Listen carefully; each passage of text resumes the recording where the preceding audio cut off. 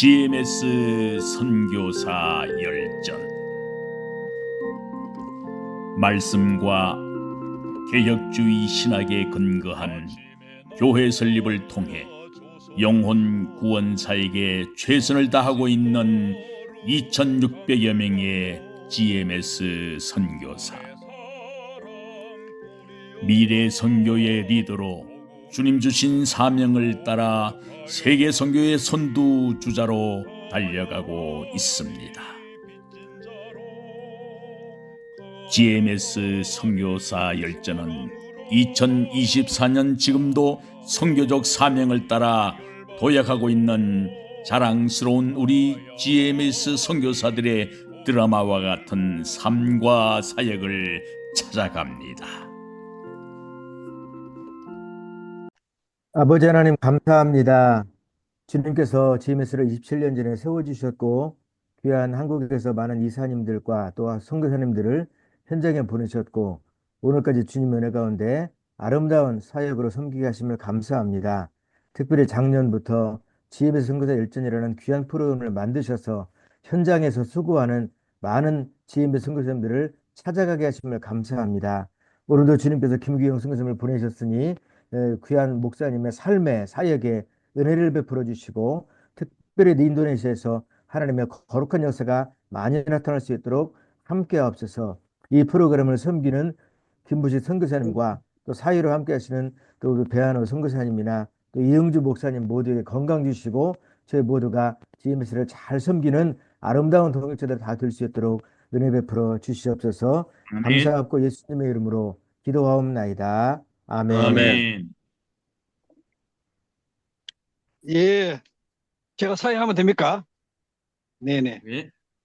예, 오늘은 우리 성탄을 앞두고 우리 GMS 선교사 열전 우리 김기영 선교사님 인도네시아에서 지금 열심히 사역하시는데 우리 김기영 선교사님은 저는 참 너무너무 귀하게 보는 게 저희 동기라서 그런 게 아니고 김기영 선교사님은 계속적으로 연구하고 질문하고 또 그 답을 찾아가고 온몸 던져서 그렇게 그 선교 사역을 지금까지 매진해오는 그런 아주 너무너무 귀한 분입니다.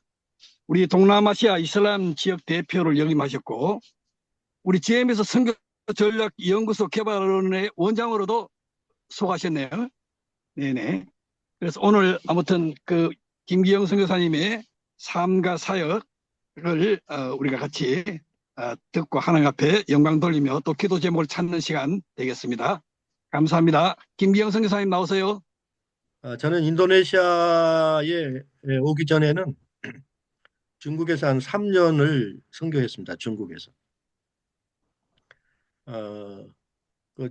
중국에서는 아주 추운 지역인데요.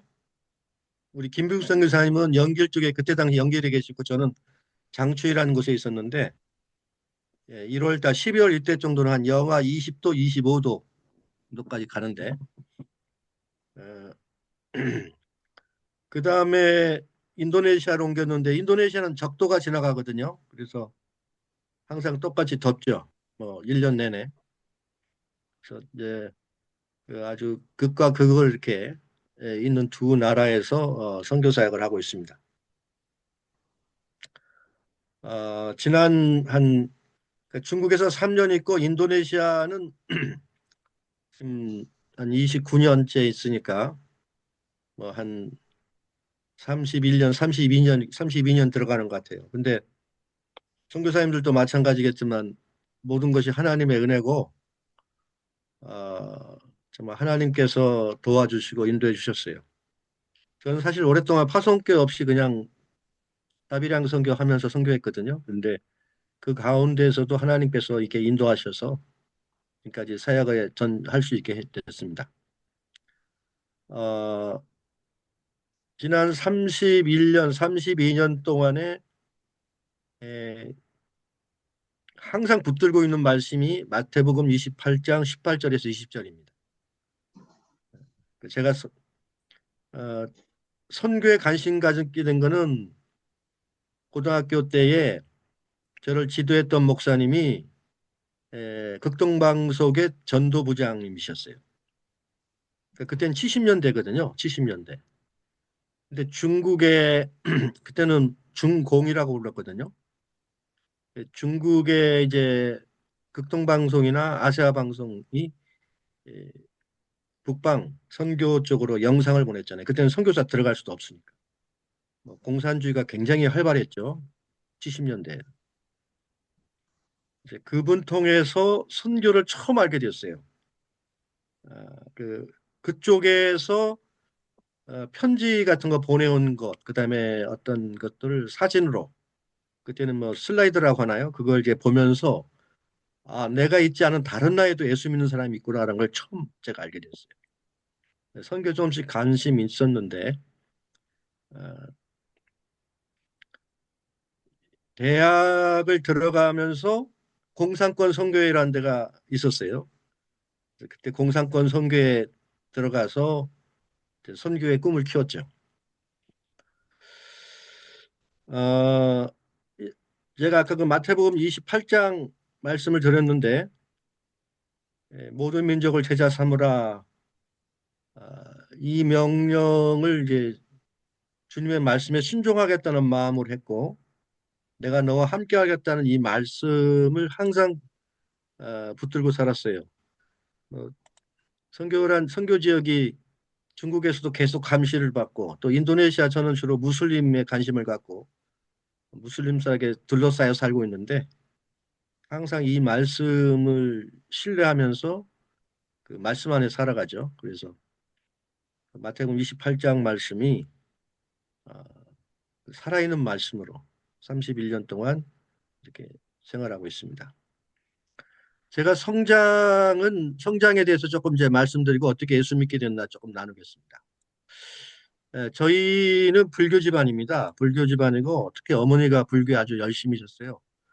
아마 뭐 옛날 대다수 다 그렇죠. 뭐 한국에 예수 믿기 전에는 다 불교에 열심이었고 불교 숙녀들이 집을 정기적으로 방문하고 했었는데 어머니께서 병환으로 제가 아주 어렸을 때부터 어머니는 아프셨어요. 많이.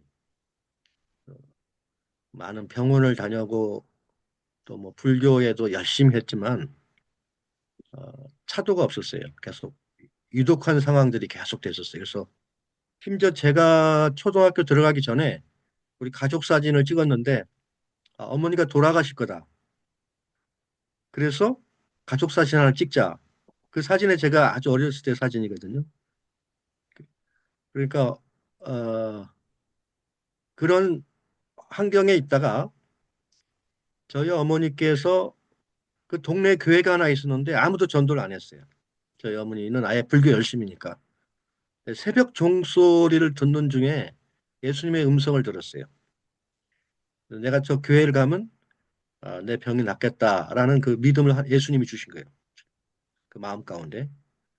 그리고 어머니 스스로 교회를 가게 됐죠. 제가 초등학교 들어가기 전부터. 자연히 그것이 우리 가족과 저도 이제 교회를 일단 가게 된 거죠. 그러면서 초등학교 때는 70년대 뭐 초잖아요. 70년대 초 이렇게 그때는 어, 그 우리 학생들 학용품이 굉장히 귀하던 때거든요. 교회에서 성경 퀴즈 데이를 하잖아요. 그러면 그 성경 퀴즈에 상을 타는 재미로 교회를 갔어요. 근데 수요일에도 뭐 어린이 예배가 있었으면 정말 빠지지 않고 그렇게 교회를 열심히 갔는데 중학교 입학하고 중학교 아마 입학해서부터 교회 흥미를 좀 제가 갖지 못했어요. 왜냐하면 중고등부가 합해져 있고 이 뭐 성경 퀴즈 대회도 없고 교회를 가는 이 동기가 없어져 버리니까 그 주일날 오후 2시에 예배를 드렸는데 지금 생각하면 너무너무 졸렸어요. 우리 배영선 선교사님이 제가 중학교 1학년 때 배영선 선교사님은 아니고 그 다음 전도사님입니다. 배영선 선교사님은 제가 지금도 기억하잖아요. 배영선 선교사님이 OMF 선교사님으로 가시기 전에 제가 중학교 때 저를 지도해 주셨어요. 처녀 선교사님이죠. 처녀 전도사님이.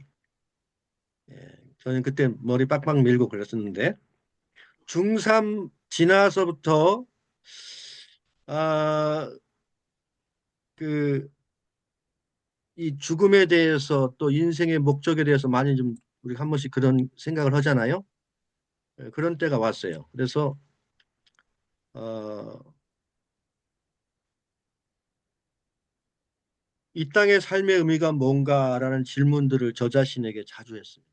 고등학교가 제가 집에서 좀 차로 1시간, 버스로 1시간 반인데 학교 방과 후가 학교가 제 고등학교가 청와대 바로 옆에 있었어요. 청와대 바로 옆에 있어서 그때 박정희 대통령이 계실 때죠. 뭐 이제 그 가로수가 정말 아름답거든요. 지금 그때는 청와대 많이 개방했었어요. 그때 박정희 대통령 그때. 네. 그래서 가로수가 너무 아름답고 그런데 그 고등학교에 나와서 청와대를 지나면 한국일보하고 인사동이 있어요. 그걸 매일 제가 다니면서 어, 많이 걷고 네, 인생의 의미에 대해서 죽음에 대해서 많이 그때 제가 고민을 많이 했던 때예요. 그때요. 그러다가 고등학교 2학년 겨울방학 때 어, 우연히 교회를 찾아갔었는데 새벽에요. 그 새벽에 제가 교회를 가려고 한 것이 아니라 아주 추운 겨울인데 친구들이랑 밤에 다른 데를 있다가 새벽에 문을 두드릴 수가 없어서 간 것이 교회였어요. 저희 교회는 목사님이 따로 매일 설교를 하지 않고 주일날만 설교하고 평일날은 그냥 각자 기도하는데 그냥 저도 그냥 기도하러 간 것이 아니라 거기 앉아 있었던 거죠. 피하러 간 거죠. 그런 가운데에 처음으로 하나님의 살아계신 임재를 경험했어요. 제가 하나님 앞에 서 있는 임재를. 그러면서 제가 회개하게 되고 아, 그 전까지 하나님의 살아계심을 몰랐거든요. 하나님의 임재를 경험하면서 어, 성경을 이제 그때부터 보기 시작했죠. 고등학교 2학년 겨울방학 때. 그 전에 성경 퀴즈 대학교에서 성경을 봤지 어, 진짜 제가 마음으로 성경을 정말 읽고 싶어서 본 적은 처음인 거죠. 창세기서부터 성경을 쭉 읽어가는 가운데 그때 겨울인데 그 말씀이 정말 나중에 보지만 꿀송이처럼 단 그런 경험을 하죠. 계속 말씀을 방학 동안에 계속 읽어보면서 거기서 이제 예수님을 이제 예수님을 이제 믿게 되었죠. 뭐 말씀들이 많이 그때 읽었던 말씀들이 있는데 예수님이 길이요 진리요 생명이라는 그 말씀이 그 말씀을 살아있는 말씀으로 제가 확신하게 되었고 예수님이 유일한 길이라는 것이 말씀을 보는 가운데 확신하게 되었어요. 우리가 잘 아는 길, 진리, 생명이라는 이 말씀을 보는 가운데 그 다음부터 말씀, 예수님에 대한 그 확신, 제가 완전히 변했으니까요. 저는 전도를 해라, 뭐 무슨 뭐 전도훈련 그런 것 당시는 없었잖아요. 근데 예수님 하나님의 살아계심의 임재를 새벽에 경험하고 스스로 성경을 읽어가는 가운데에 예수님에 대한 절대적인 믿음, 절대적인 구원자라는 아주 100% 확신이 제 안에 깊은 곳에서 막 터져 나오기 때문에 참을 수가 없는 거죠. 그러니까 뭐 친구들 다 전도하고 어, 학교 뭐 만나는 사람에게 예수님을 살아계심을 증거하게 제가 했죠. 그래서 그 겨울에 그 전까지 제 마음이 공허하고 또 왜 사는가 또 죽음에 대해서 했던 것이 한순간에 다 없어지고 예수님이 주신 그 생명, 기쁨이 그냥 흘러넘치는 거예요. 그래서 그것이 그냥 자연스럽게 나오는 거예요. 저희 형이 그때 외국에 있었는데 어, 편지를 쓰면 뭐 A4 용지 지금도 편지지에다가 뭐 10장 정도 이런 복음의 내용을 썼는데 나중에 형이 답장이 왔어요. 이제 그런 내용 좀 그만 쓰라고 답장이 이런 장이 왔어요.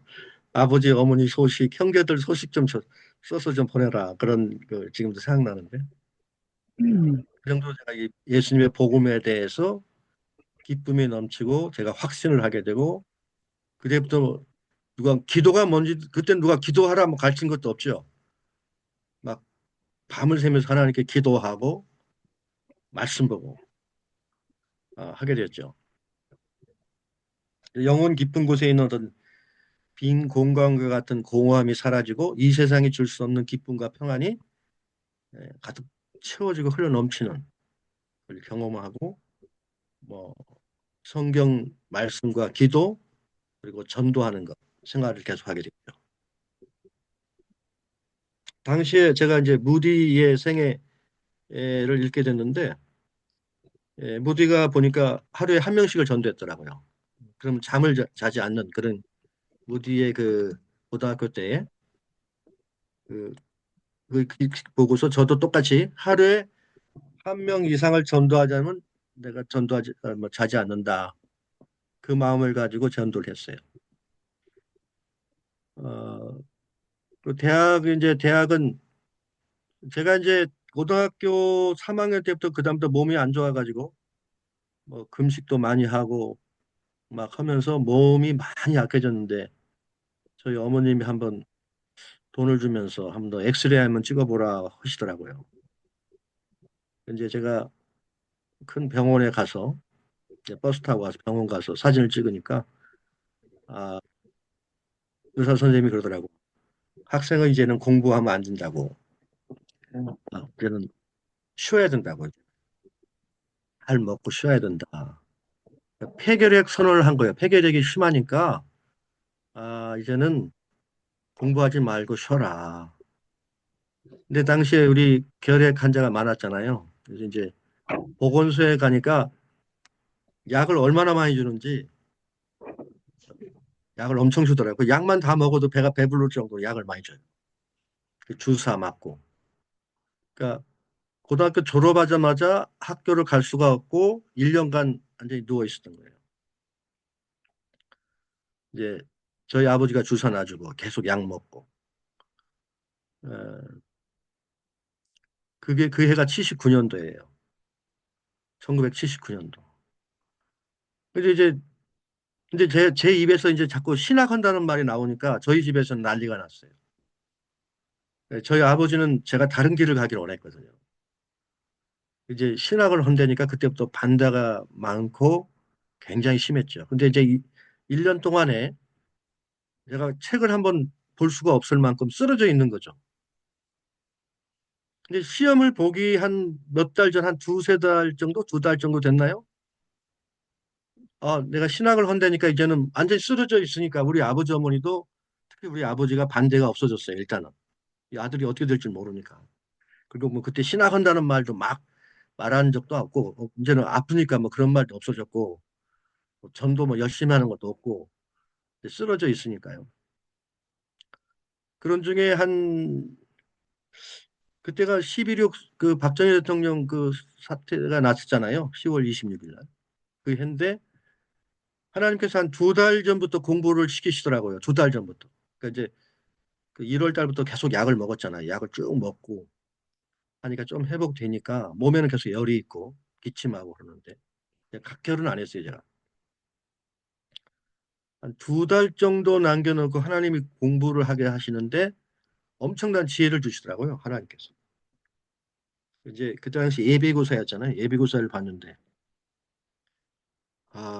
뭐 하나님 은혜로 제가 생각했던 점수가 뭐 3, 40점 이상이 나온 거예요.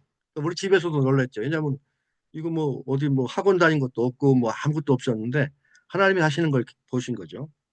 그래서 이제 우리 김부식 목사님하고 그때 우리 총신대학에서 만났다고요. 1학년 때 김부식 목사님도 그때 김부식 목사님 음악과 저는 이제 다른 과로 이제 총신대학을 입학해서 김부식 목사님 그때 뵀었죠. 대학을 다니면서도 뭐 저는 전도했죠. 그리고 그때 당시에 대학 2학년 때부터 다른 사람한테 전도하는 것을 훈련시켰어요. 제가 대학 3학년 때에 우리 목사님께서 갑자기 야, 너 중등부 맡아라 연락이 말씀하셨어요. 중등부를 맡으라고. 중등부 학생들을. 어, 근데 그때 당시 제가 처음 맡은 게 한 47명 학생을 맡았어요. 47명 맡았는데 그때가 6월 달에 제가 갑자기 맡았거든요, 중간에. 근데 우리 알다시피 그때는 여름 수련회가 굉장히 중요했었어요, 그때 당시에. 학생들 여름 수련회가. 그래서 이제 그때 당시 여름 수련회는 뭐 가서 뭐 저녁에 막 기도하고 뭐 이렇게 변화시키는 그런 게 있었거든요. 근데 저는 3박 4일 동안 중학생들 47명 선생님들을 데리고 아주 열악한 기도원이었어요. 기도원을 짓다가 아직 다 못 지은 데예요. 창문도 없고. 그러니까 모기가 어마어마했거든요. 바닥 그냥 시멘트 바닥이고. 그래서 3박 4일 동안 아이들 전도 훈련만 시켰어요, 제가. 근데 그때 당시는 아이들이 말을 그렇게 잘 들었어요. 머리 빡빡 믿고. 성경 암송 다 시키고. 성경 암송 못하면 밥 안 주고. 성경 암송 뒤에가 서 있다가 또 해서 아이들을 훈련시키고 아이들 전도하게 시켰죠. 서울에 이제 돌아왔어요. 이제 아이들이 진짜 뜨거워져서 전도를 하기 시작하는데 한 47명이 2달 정도 되는데 한 200명 넘어가더라고. 아이들이 스스로 전도하는 거죠. 전도 운동이 막 일어났어요. 근데 그때 당시 회장과 아이들이 저를 찾았어요. 근데 저는 누구 잘 연락 잘 안 하거든요. 그래서 제가 선교사라고 가 있는지 뭔지도 모르는 거예요. 제가 어디 있는지도 모르고. 근데 그때 아이들 중에 회장, 뭐 총무애들이 다 목사가 돼 있더라고요. 제가 한 40년만 아이들을 만났어요. 한 몇 년 전에. 이제 그렇게 하다가 어, 신학대학원 다닐 때는 계속해서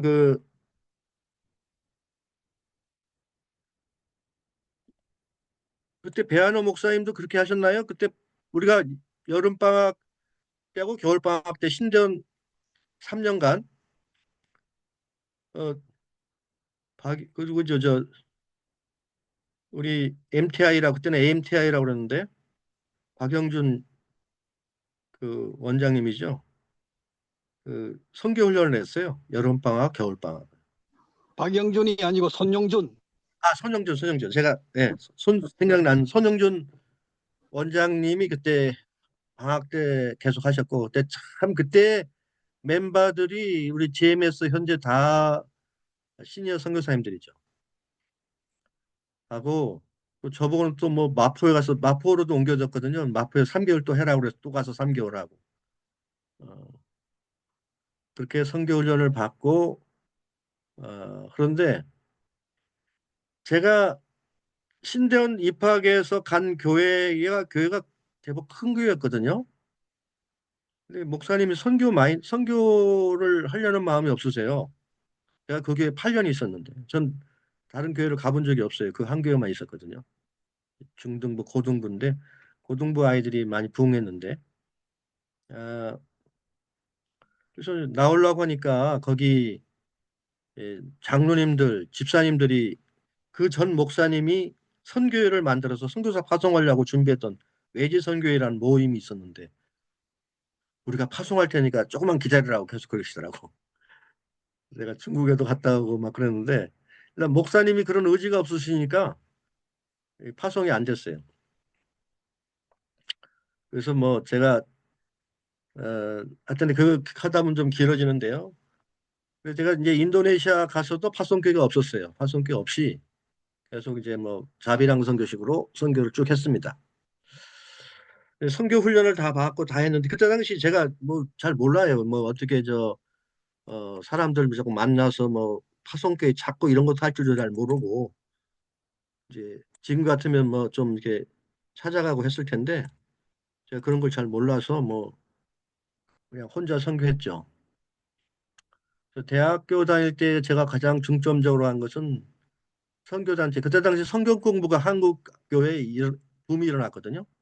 이게 뭐 1980년부터 시작됐어요. 우리나라에 뭐 성경 공부라는 거, 제자훈련이라는 것은 제자훈련은 아직 그때는 활성화되지 않았고 성경 공부라는 게 그 대학생들 선교단체 통해서 뭐 CCC, IBF 그다음에 교회 선교회, UBF 네, 이러한 단체 통해서 성경 공부가 있었는데 대학 4년 동안에 성경 공부만 했어요. 제가 다니면서 성경 공부하면서 사람 양육하고 훈련하고 전도하고 훈련하는 것이 가장 재미있고 보람이 있어서 약 한 4년 동안에 그렇게 하고, 자, 신학대학원에 입학해서는 이제 뭐 신학 공부하고 그때 입학하자마자 한 교회를 간 거죠. 아까 조금 전에 말씀드린 것 같아요.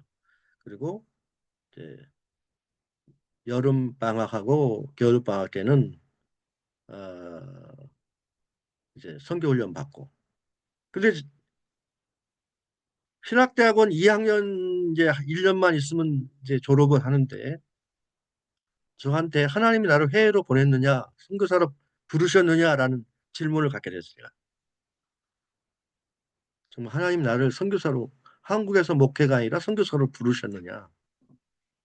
신학대학원 2학년 겨울방학 학년 말 시험이 다 끝나고 제가 기숙사에 남았어요. 저 혼자 남아서 좀 기도하고 한 중에 마태복음 조금 전에 아까 그랬죠. 마태복음 28장 18절 20절 말씀을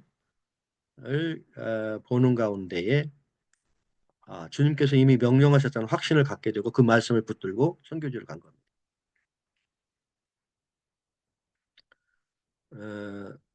선교 헌신 부분은 여기까지 말씀드리고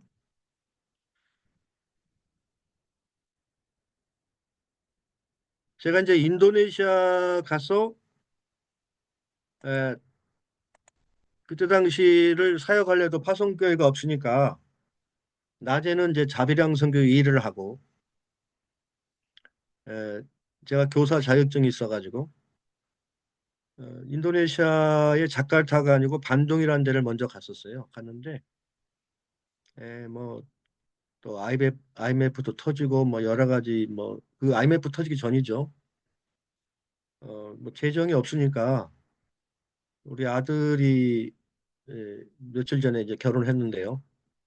학교 갈 돈도 없고 그때 당시가 뭐 우리가 나갈 때 1불에 800원 얼마였던 때인데 100불도 없고 뭐 그렇지만 저는 한 번도 한국을 간다든지 그런 생각을 가져본 적이 없어요. 뭐 이렇게 성경만 있으면 사람들 전도하고 제자양육하는 그것이 선교라고 생각했기 때문에 무슨 뭐 프로젝트를 생각해 본 적이 없기 때문에 밥을 먹을 수만 있다면 뭐 선교한다는 생각을 가져서 한 번도 뭐 한국 간다 본다는 제 머릿속에 아예 그런 생각이 한 번도 없었어요. 하나님 은혜죠. 그런 가운데 이제 아들이 학교가 또 다른 애들 학교 가는데 학교도 못 가니까 자카르타에 우리 아이 한국 교재를 구하러 간 거죠. 자카르타에. 한국 학교를 찾아갔죠. 근데 교통도 불편하고 뭐 차도 없으니까 아주 어렵게 찾아가서 만난 게 그 교감 선생님이 굉장히 신앙이 좋으신 분이었어요. 부산의 호산나교회 장로님 되시고 지금 선교사로 나가서 지금도 저하고 연락하는데 그분이 제가 교사 자격증이 있는 그 자리가 딱 하나 남았는데 그걸 서로 들으려고 그러는데요. 저보고 교사를 자기가 시켜주겠다고. 그러니까 이거 교사하면 어떻겠냐고 저한테 말씀드리더라고요. 제가 그랬죠. 나는 여기 인도네시아 교사로 온 게 아니라 선교사로 왔습니다. 그렇게 말씀드리니까 그분이 너무 안타까우니까 한번 기도해 보시라고. 제가 월요일 만났는데 이번 주 금요일까지는 이력서하고 뭐 이런 걸 써서 저한테 보내주십시오. 그때는 팩스로 했잖아요. 그래서 자카르타로 오게 됐어요. 그 일 때문에. 제가 이제 반동이라는 데서 우리 셋집 사는데 주인집이 헛간을 하나 만들어서 거기다 뭐 창고처럼 여러 가지 물건을 쌓아놓는데 제가 기도굴을 만들어서 기도하는 중에 한국에 연락을 해야겠다 하는 게 그때 강승삼 선교부장님 있잖아요. 선교국장님이었잖아요. 그때 국제전화했죠. 돈도 없는데 국제전화비가 얼마나 비싸게 나오는지. 그분이 그럼 그렇게 한번 해보라고 말씀하셔가지고 그때부터 제가 이제 한국학교 교사를 하면서 저녁에는 대학생 사역을 시작한 거예요. 너무 지루하지 않나요? 네, 하나님의 떠난 분 네, 지금 가능하면 빨리 하겠습니다. 하고 근데 자기가 그 왔어요. 예. 해야 되고 모든 걸 해야 되는데 인도네시아 국립대학이라고 우리말로 하면 서울대학교예요. 캠퍼스가 어마어마하게 크고 너무 좋은 최고 엘리트들 한 4만 명 있는데 그 학생들을 전도하고 제자 양육하려고 제가 들어갔죠. 저희 부부가. 그러니까 낮에는 한국 학교에서 학생들 가르치고 그다음에 잠깐 쉬었다 지금 이제 거기를 들어가서 하는데 뭐 거기는 예배 드릴 곳도 없고 일단 장소 구하기가 너무 어려웠죠. 그런 가운데 하나님께서 아주 기가 막힌 장소를 딱 준비하시는데 그때 보고 제가 놀랐어요. 한 기독교인 아주머니를 만났는데 인도네시아는 거기다 학생들이 그 자취를 합니다. 그 캠퍼스가 어마어마하게 큰데 그 울타리를 넘어서는 다 그 자취방들이 있어요. 근데 이 남편 죽고 남편이 군인이었는데 남편 죽고 이분이 건물을 크게 한 방 한 70개 정도 되는 두 개 동을 다 지어놓고 이제 막 거긴 9월 학기거든요. 인도네시아는. 막 시작하려고 할 때에 저를 만났죠. 그래서 제가 이제 한국에서 목사 선교사인데 이 대학생들 전도하고 복음 전도하려고 하니까 아, 장소가 없다 했더니 나를 따라오라고 그러는 거예요. 따라가서 봤더니 건물이 아주 큰 건물이 3층짜리 건물이 두 개 동 있는데 3층으로 저를 데리고 올라가더라고요. 3층에 올라갔는데 인도네시아는 동남아시아는 거의 다 바닥을 타일 깔잖아요. 타일로 깔고 오는데 어떤 그 일하는 사람이 바닥에 타일을 물로 닦고 있는 화면이 지금도 제가 기억나는데요.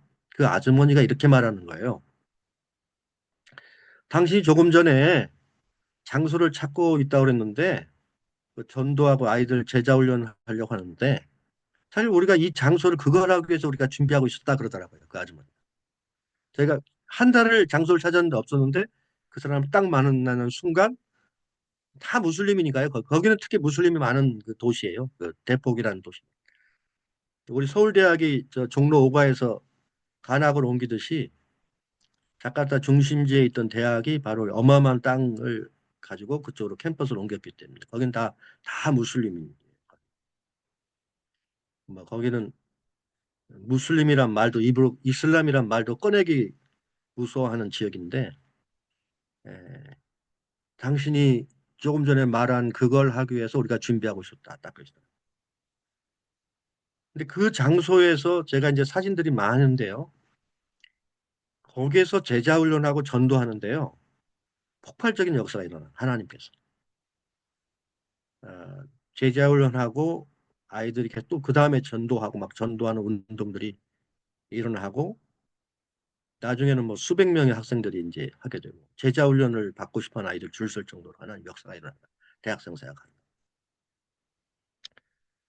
그제 거기 국립대학에 그런 사역이 일어나다가 자카르타 완전 반대편이죠. 뭐 차가 막혀가지고 2시간 걸릴 때도 있는 데인데 사립대학이 몰려있는 데가 있어요. 거기를 두 번째 센터로 우리가 개척을 했어요. 거기에 의과대학생들 뭐 이런 학생이니까 하게 되고 센터 개척하고 세 번째는 유니벌 크리스턴 인도네시아인데 이 대학도 참 신기하게 들어갔어요. 뭐 간증하려면 끝이 없는데요. 하나님이 참 톱니바퀴 맞듯이 역사하시더라고요. 저는 이때도 자비랑 선교하니까 제가 몸이 너무너무 잠을 제가 2~3시간씩밖에 잠을 못 잤어요. 그러니까 항상 뭐 딱 쓰면 쓰러질 정도로 바로 잠에 들 정도로 피곤한 가운데서 있었고 저녁에는 아이들 전도하고 제자 훈련하고 막 몸이 지쳐가지고 딱 앉아 있으면 우리 제자들이 제 얼굴을 보고 기타 찬양을 해요. 제자 훈련 팀 애들이요. 제가 너무 피곤하니까 입술이 트지 않은 적이 없었거든요. 아이들이 찬양을 하는 가운데 제가 힘을 얻고 이제 말씀을 한 2시간 정도 가르치죠. 그리고 한 10시 반 정도 끝날 때가 많아요. 10시 반. 네. 그래서 이제 집에 돌아오고 이것을 한 10몇 년을 계속 하는 중에 몸이 너무 피곤하니까 완전히 지쳐가지고 어떻게 할 수가 없는 상황까지 왔어요. 근데 하나님은 너무 정확하게 하세요. 그 우리가 그때 당시에 뭐 그 한국 학교에서 월급을 저는 계약제식으로 했거든요. 뭐 지금 들으면 여러분 놀랄 정도로 아주 적은 액수거든요. 그래도 하나님께서 다 풍족하게 채워주시고 그때의 대학생들이 감동 은혜를 받은 거죠. 한국에서 온 그때 당시에는 한국 드라마가 조금씩 저희가 처음에 사역할 때는 한국 많이 안 알려져 있었어요. 근데 저희가 대학생 사역 활발하게 해주고 제가 뭐 코리안데이라는 행사도 하고 막 할 때까지도 한국에 이렇게 지금과 같이 그렇지 않았어요. 나중에 한 뭐 5년, 6년 뒤에 이제 뭐 한국 드라마 같은 게 좀씩 막 DVD로 나오고 막 하면서 한국이 알려지게 되고 막 그렇게 됐죠. 근데 그때 대학생들이 변화가 일어나고 은혜를 받고 하나님이 그렇게 인도해 주시더라고요. 그러니까 뭐 어디 저는 이 교사라는 게 굉장히 스트레스가 많거든요. 그러니까 방학이 되면 쉬어야 되거든요.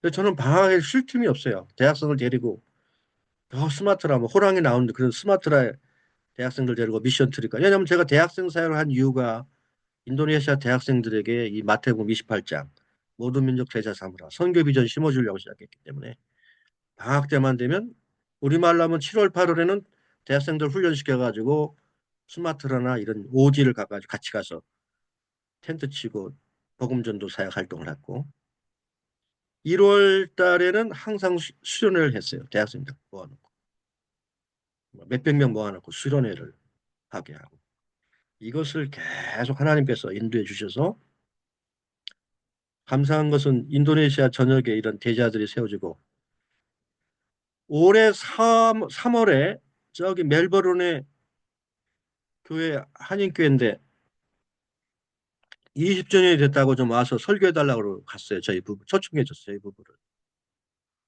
갔더니 거기도 그 제자들이 있어요. 그래서 제자들이 먹는 거 뭐 선물까지 다 해주더라고요.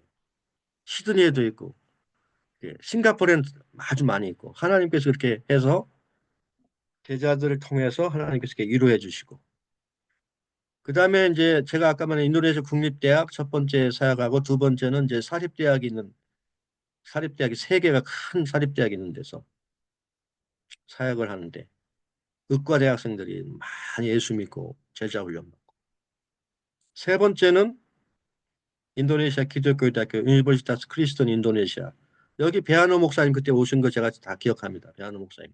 근데 거기에 이제 뒤에 버려진 건물 제가 해줬는데 그때 배한호 목사님도 오셨었거든요. 거기에서 제가 이제 교수로 비자 받으면서 이제 한국 학교를 딱 때가 되니까 하나님이 그걸 멈추게 하고 그다음에 인도네시아 기독교 대학교에서 교수 비자로 정식 교육부에 비자 받게 하나님 해주시더라고요. 그러면서 여기 이제 국립대학 이제 기독교 대학교에서 이제 교수 비자 하면서 대학생들도 이제 말씀 전하고 했죠. 제 사역은 이제 대학생 사역이 첫 번째 이렇게 하다가 자연스럽게 하나님께서 인도네시아 기독교 대학교 교수 사역을 열어주셔서 이제 그 사역이 두 번째로 사역이 됐고요. 그 다음에 이제 대학생 사역을 하다 보니까 어떤 일이 일어났냐면 무슬림들이 많이 예수 믿잖아요. 무슬림이 예수를 믿다 보니까 어떤 일이 생기냐면은 저에 대한 게 자꾸 무슬림 강경 잡지에 실리는 거죠. 지금 그 잡지가 굉장히 뭐 표지가 대나무 칼 들고 있고 뭐 마스크 하고 하는 그런 강경 잡지에 저희가 전도해서 무슬림 예수 믿는 그런 게 특집식으로 실렸어요. 그때부터 제가 좀 더 이제 이 무슬림에 대해서 더 많이 관심을 갖게 되고 더 많이 이제 집중적으로 연구를 많이 했죠. 그래서 무슬림에서 이제 그 아이들을 방법을 좀 더 바꾸고 여러 가지를 연구하고 고민하게 됐죠. 그래서 전도를 어느 정도 하다 보니까 무슬림 전도에 대해서 확신이 생기더라고요. 어떻게 전도할 수 있을까? 전혀 위험하지 않으면서. 그래서 이제 무슬림 전도가 열리고 그다음에 무슬림을 믿는 사람들을 제자 훈련하고 그 사람들 가정교회 개척하게 하고 배가할 수 있도록 계속 하게 됐죠. 그래서 이번에 제가 지난번에 10월 달에는 저쪽 중부자바 훈련시킨 사람, 이제 이 사람도 원래 제가 훈련했는데 이 사람도 생명 위험이 있어가지고 다른 지역을 갔어요. 기차로 한 뭐 10시간 넘게 지역을 갔는데 이제 그 사람을 만났더니 그 사람이 전도한 사람이 벌써 80명 무슬림 세례를 줬더라고요. 그 집을 찾아가서 지금 말씀 나누고 했었는데요. 그러니까 처음에 대학생들 사역으로 시작됐던 것이 이제는 일반 무슬림들을 전도하고 제자 훈련 사역으로 더 집중하게 된 거죠. 대학생 사역은 이제 그 스스로 돌아가게 하고.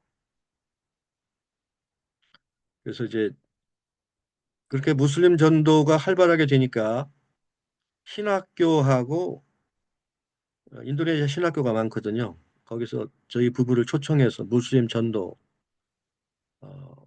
그런 세미나를 여면 학점으로 그것도 인정하고. 우리가 원래는 10개 정도 목표, 10개 신학교에다가 근데 지금 6개까지 저희가 훈련하고 그다음에 무슬림 목회자들, 무슬림 교회들이 있죠. 인도네시아 교회가 많이 있거든요. 교회에서 이제 저희들 보고 이제 무슬림 전도하는 거에 대해서 이제 해달라고 초청들이 많고 그러죠. 그래서 계속 이제 훈련 사역에 이제 집중하게 된 거죠, 저희가. 이제 그렇게 하고 또 그다음 집중하는 게 이제 가정교회 사역자들을 훈련하는 거죠. 모아놓고. 그러니까 무슬림은 또 선교사님들도 계시지만 상당히 전도 방법이 다르고 그다음에 사역자들 훈련도 굉장히 좀 다르게 접근되어지거든요. 그래서 그러한 훈련 사역들을 계속하게 되었습니다. 그래서 또 하나님께서 자연스럽게 우리 대학생들 데리고 갔던 지역이 학교가 없으니까 학교 지어달라고 하게 돼서 뭐 저는 그 건물 짓고 이런 거는 전혀 자신이 없어가지고 돈도 없고 나는 그런 거 못한다. 근데 거기가 초등학교가 3개 있고 중학교가 하나 있고 고등학교가 없으니 학교 지어달라고 그래서 학교를 어떻게 땅을 조금 사고 또 건물 돈 있는 대로 또 건물 짓고 뭐다 보니까 무슬림 배경 그 신자들 있죠. 그 자녀들이 학교에 입학하게 되고 변화되고 또 작년만 한 9명이 신학교를 입학하게 되고 그게 하나님의 역사가 일어나요.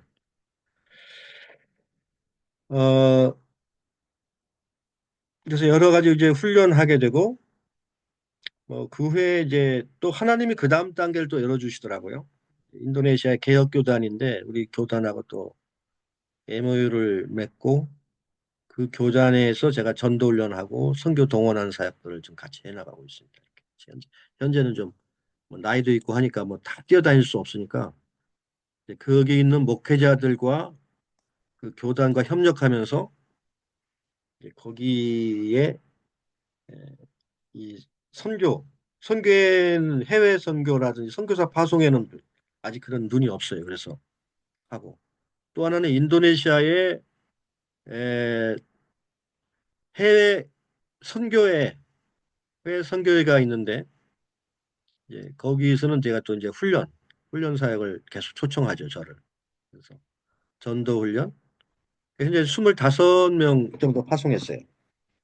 파송했는데 뭐 불교권, 힌두권 많이 나가고 일단 이슬람권은 인도네시아가 처음 교회 시작하니까 어려우니까 일단은 불교권이라든지 좀 이제 부담이 좀 덜한 데부터 시작을 하고 있어요. 태국, 캄보디아, 라오스, 베트남, 그다음에 저기 네팔, 인도, 스리랑카, 아프리카권에도 지금 선교사님들을 우리 인도네시아 선교사님들을 훈련해서 이제 보내고 있습니다. 거기는 제가 세운 것은 아니고 현지인이 세운 것을 저는 훈련 쪽으로 제가 듣고 있어요.